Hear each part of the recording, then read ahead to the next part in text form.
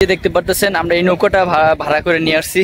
নৌকাটা অনেক বড়, তো আমরা অল্প জন লোক আসছি। তো ওয়েদারে বেশি একটা ভালো ছিল না, তার জন্য আমরা বড় নৌকাটা ভাড়া নিছি। তো এটা ভাড়া নিছে অলমোস্ট 4000 টাকা নিছে সারাদিনের জন্য। আমরা এটা 4000 টাকা ভাড়া করছি। তো এই যে দেখতে পারতেছেন নৌকাটা। তো সবশেষে আমরা এখন নৌকা থেকে নিচে নেমে গেলাম। তো আমরা এখানে যেহেতু দুটো অটো রিক্সা লাগবে, তো নৌকালা ভাই আমাকে বললো যে ভাই আপনাদের যদি অটো রিক্সা লাগে তা আমাদের বলেন, আমরা ব্যবস্থা করে দিব।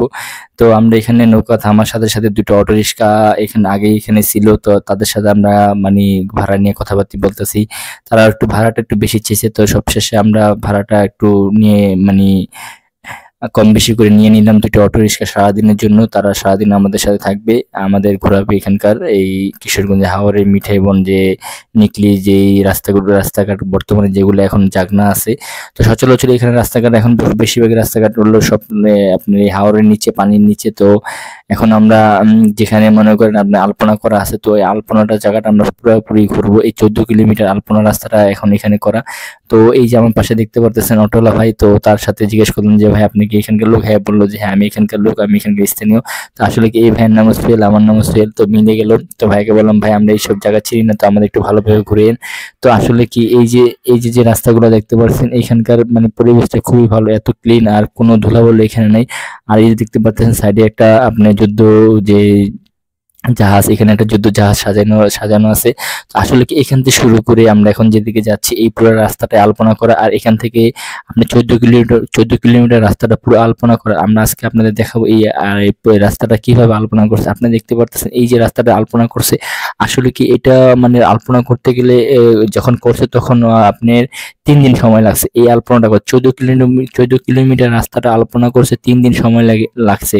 তো আমি জিজ্ঞেস করলাম যে ভাই এই এত বড় রাস্তাটা কিভাবে এত অল্প সময়ের ভিতরে আলপনাটা করা হয়েছে? তখন আমি বললাম যে ভাই এটা কি মেশিন দিয়ে করা হয়েছে না হাতে করা হয়েছে? বলতেছে না হাতে করা হয়েছে। আমি বললাম যে এত অল্প সময়ের ভিতরে কিভাবে 3 দিনে এই 14 কিলোমিটার রাস্তাটা আলপনা করা হলো, আপনারা করতে পারলেন? তো এখন এখানে বলতেছে যে ভাই এখানে আমাদের এখানে দিনে কোনো কাজ হয় না, এখানে সম্পূর্ণ রাত্রে কাজ হয়েছে। আর দিনে গাড়ি ঘোড়া চলছে আর রাত্রে আলপনার কাজ করা হয়েছে। আর এখানে আপনার অলমোস্ট 1000 লোক কাজ করছে, দৈনিক 1000 লোক কাজ করছে এই আলপনাগুলো করার জন্য। আর এখানে আপনার 1000 লোক মানে পুরো রাত ভরে কাজ করছে। দিনে কখনো মানে দিনে তারা কাজ করে না, রাত্রে শুধু কাজ হয়েছে। আর দিনে যখন গাড়ি ঘোড়া চলছে আর রাত্রে গাড়ি ঘোড়া বন্ধ ছিল। আসলে কি এই জায়গাটা এই যে পুরো রাস্তাটা যে আলপনা করছে আমাদের বাংলাদেশের ভিতরে আর কোথাও এরকম নেই। এই সর্বপ্রথম এই কিশোরগঞ্জ হাওরে এই যে রাস্তাটা আলপনা করা, এই রাস্তাটা দেখার জন্য অনেক দূর থেকে দূরান্ত থেকে লোক ছুটে আসে এই হাওরে যে মিঠাই বন নিকলি এখানে চলে আসে। আসলে কি এই রাস্তাটা মানে এখন বর্তমানে পানির নিচে না পানির উপরে। আর অন্যান্য যে রাস্তাগুলো আছে এগুলো হচ্ছে পানির নিচে, যেহেতু এখন বর্ষার সিজন, তো সব রাস্তা বেশিরভাগই রাস্তায় পানির নিচে চলে গেছে। তো এই রাস্তাটা মানে বর্ষা হলেও এখানে পানিতে তলায় না। আর এই রাস্তাটা আলপনা করা। এই যে আপনি দেখতে পাচ্ছেন পিছনে যে আমার যে অটো রাস্তা সেটাও আমাদের সাথে। আসলে কি আমরা এই পুরো জায়গাটা ঘুরে দেখবো।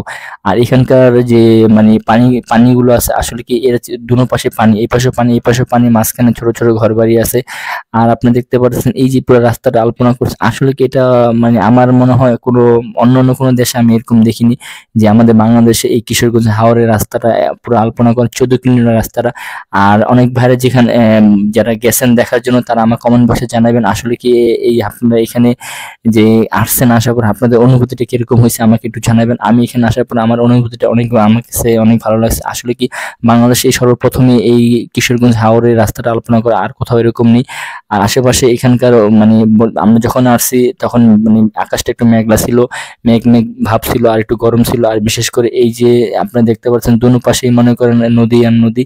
আর আমরা সারাদিন এই অটো দিয়ে ঘুরতেছি। আসলে কি যখন একটু মনে চায় আপনার অটোটা একটু থামে তারপর একটু ঘুরি, একটু ছবি তুলি। আসলে আজকের দিনটা খুবই ভালো গেছে আমার জন্য, আমি মনে করি।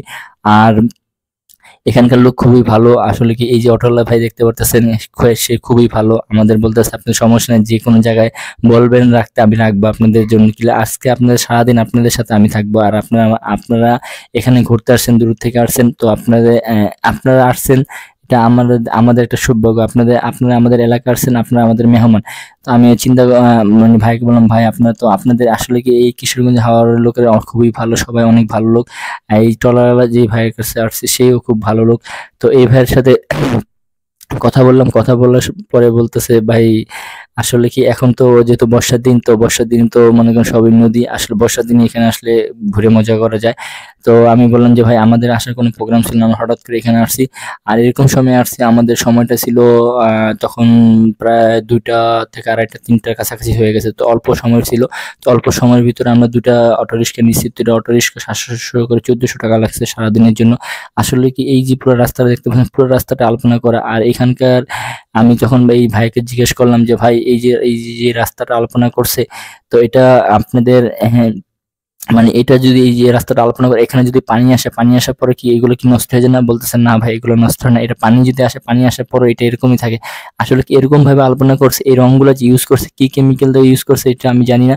আসলে যারা জানেন তারা আমাকে কমেন্ট বক্সে জানাবেন, আসলে এই রংগুলো কিসের রং, কি মানে কি কিরকম রঙের কেমিক্যাল ইউজ করছে। এখানে এত পানি হয়, পানি হওয়ার পর এই রংগুলো ওঠে না, আর এখান থেকে গাড়ি ঘোড়া চলে, গাড়ি ঘোড়া চলার পর তারপরে এই রংগুলো ওঠে না। আসলে কি এই যে আলপনাগুলো দেখতে পারতেছেন, এই আলপনাগুলো এত সুন্দর, এটা না বলাই নাই। আর বিশেষ করে এখানে অনেকগুলো সাইডে সাইডে ব্রিজ আছে। এই যে আপনারা দেখছেন সামনে একটা ব্রিজ, এই ব্রিজটাও অনেক সুন্দর। আর এই ব্রিজের নিচ দিয়ে অনেক স্রোত, পানির স্রোত, এই পাশের পানি ওই পাশে চলে যাচ্ছে।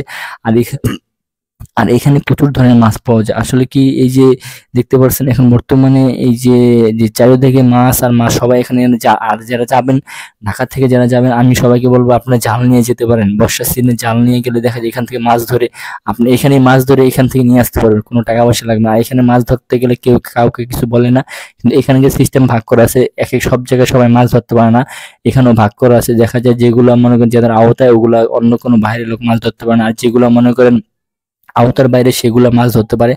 আসলে আমরা এখন এখান থেকে যাচ্ছি, আসলে এই 14 কিলোমিটার আলপনাটা করছে, আপনারা বুঝতে পারতেছেন এই 14 কিলোমিটারটা কিভাবে কত সুন্দরভাবে আলপনা করছে পুরো রাস্তাটা। আসলে এখান থেকে আমাদের অটো দিয়ে যেতে 35 মিনিট সময় লাগবে। যে মানে অটোওয়ালা ভাই বলতেছে যে আপনি এখান থেকে, আমরা যেখান থেকে রওনা দিছি এই পুরো রাস্তার মাঝে গেলে আমাদের 35 মিনিট সময় লাগবে।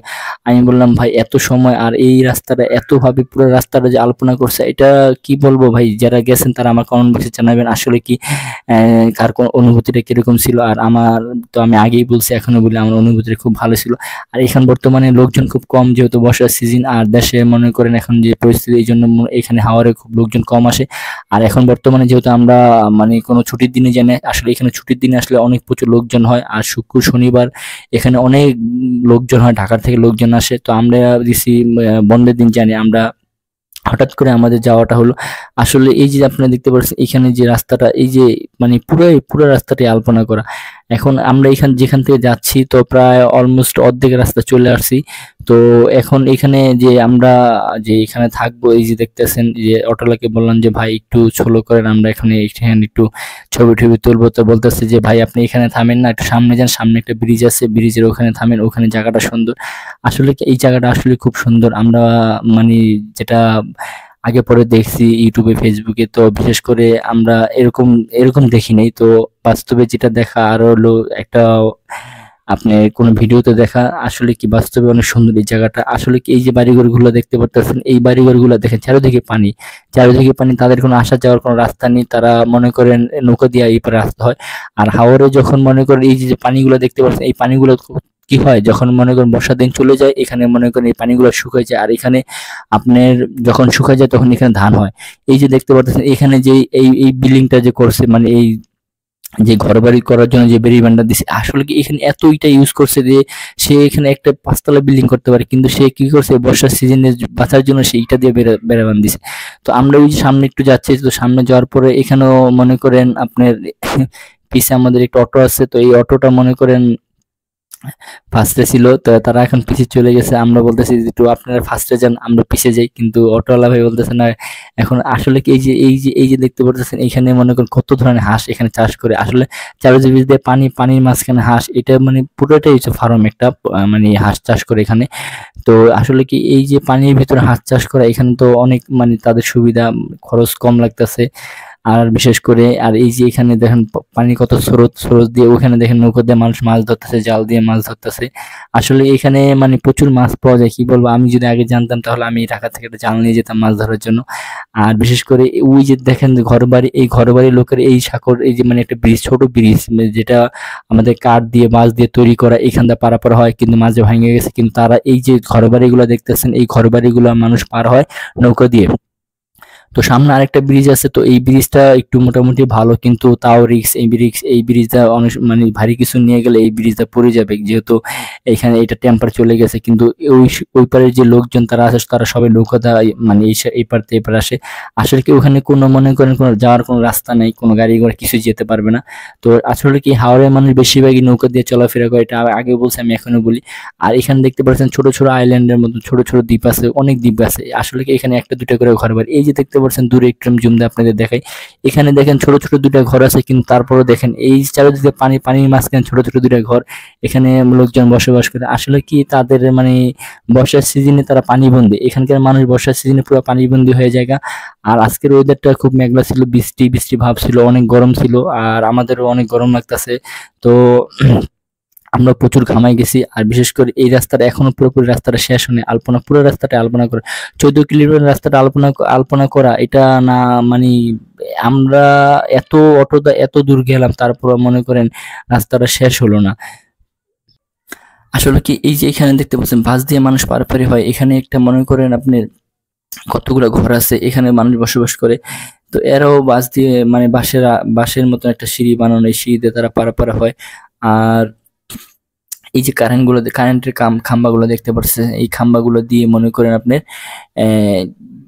কারেন্ট গেছে, কিন্তু এটা খুবই রিস্ক। দেখা যায় একটা কারেন্টের খাম্বা পানির ভিতরে পড়ে গেল, কিন্তু পুরো পানিগুলোই মনে করেন কারেন্ট হয়ে গেল, কিন্তু এটা হয় না, এটা তারা ওখানে ওইরকম ভাবে তৈরি করছে। আর দ্বিতীয় কথা, এখন আমি অটো থেকে নিচে নামলাম, আপনাদের একটু দেখাই, আমি দেখেন এই যে রাস্তাটা দেখতে পাচ্ছেন, এই রাস্তাটা আসলে কি পুরো রাস্তাটা আলপনা করে, আমি একটু আপনাদের ঝুমদের কাছে দেখাই, দেখেন এই পুরো রাস্তাটা আলপনা করে। এখানে যে এত টাকা ব্যয় হয়েছে, এটা মানে কি বলবো, প্রচুর টাকা ব্যয় হয়েছে এই রাস্তাটা মানে করতে।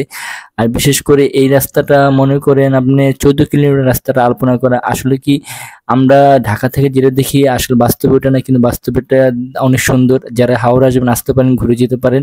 আর বিশেষ করে যদি আমার ভিডিওটা ভালো লাগে অবশ্যই আমার ইউটিউব চ্যানেল সাবস্ক্রাইব করে আমার পাশে থাকবেন, আর আমাকে বেশি বেশি শেয়ার করবেন। আর ফেসবুক পেজে আমাকে ফলো করুন, ভিডিওটা শেয়ার করে সবার মাঝে ছড়িয়ে দিবেন। ভালো থাকবেন সবাই।